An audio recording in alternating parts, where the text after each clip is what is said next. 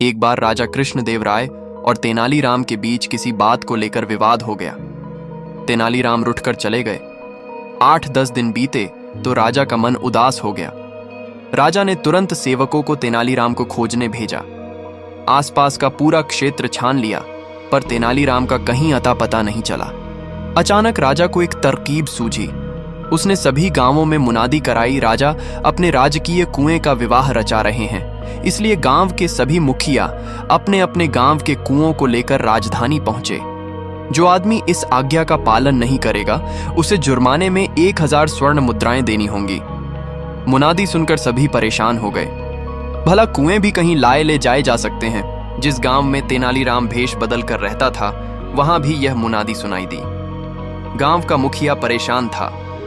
तेनालीराम समझ गए कि उसे खोजने के लिए ही महाराज ने यह चाल चली है। तेनालीराम ने मुखिया को बुलाकर कहा, मुखिया जी, आप चिंता न करें। आपने मुझे गांव में आश्रय दिया है, इसलिए आपके उपकार का बदला मैं चुकाऊंगा। मैं एक तरकीब बताता हूं। आप आसपास के मुखियाओं को इकट्ठा करके राजधानी की ओर प्रस्थान करें। सलाह के अनुसार सभी राजधानी की ओर चल दिए। तेनालीराम भी उनके साथ थे। राजधानी के बाहर पहुंचकर वे एक जगह पर रुक गए। एक आदमी को मुखिया का संदेश देकर राजदरबार में भेजा। वह आदमी दरबार में पहुंचा और तेनालीराम की राय के अनुसार बोला, महाराज, हमारे गांव के कुएं विवाह में शामिल होने के लिए राजधानी के बाहर डेरा डाले हैं।